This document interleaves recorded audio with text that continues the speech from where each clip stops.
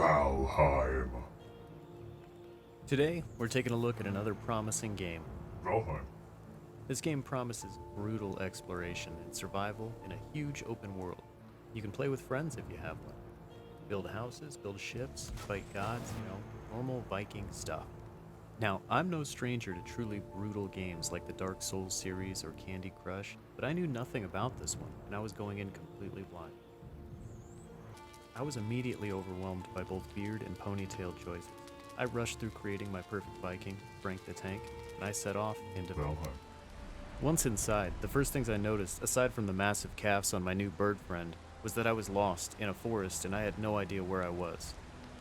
The world generation works a lot like Terraria, that you can take your character from one server to another, but every world itself is completely unique. My friendship with the bird soured quite quickly. He told me I needed to kill a god. Didn't really give me any other direction.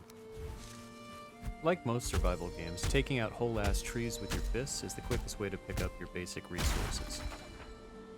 You want to be sure the enemies know what to attack, so be sure to build a large house as a beacon for their anger.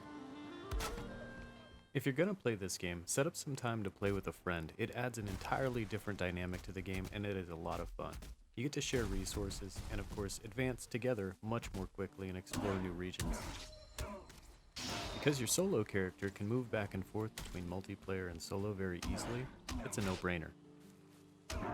The world generation for the game is very interesting. It may actually put one of the higher level zones right next to the starting area without any real warning.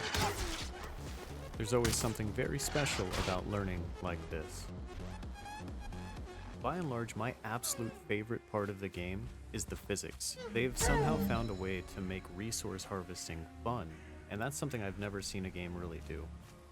A falling tree, for example, that hits anything is going to do some serious damage. I also don't want to understate how fun it actually is to sneak and hunt with the bow most of the time. Without giving any major spoilers, I've had one amazing boss fight and I'm looking forward to the next one. Because the game is still evolving even today, I don't want to make too many judgments, but I'm really looking forward to continuing to play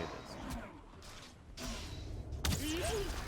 Now, part of this video series is about finding out whether or not a game is streamable, if it's something that people are going to want to watch. Despite the game being early access, still in active development and being added onto, there's a lot of great stuff to see. But in a lot of cases, as you can imagine, it takes a long while to get there. For example, my decision to build a large house cost days of in-game time. Get back here. Come on. Come on, dude. Come on, stop. Come on. Come on.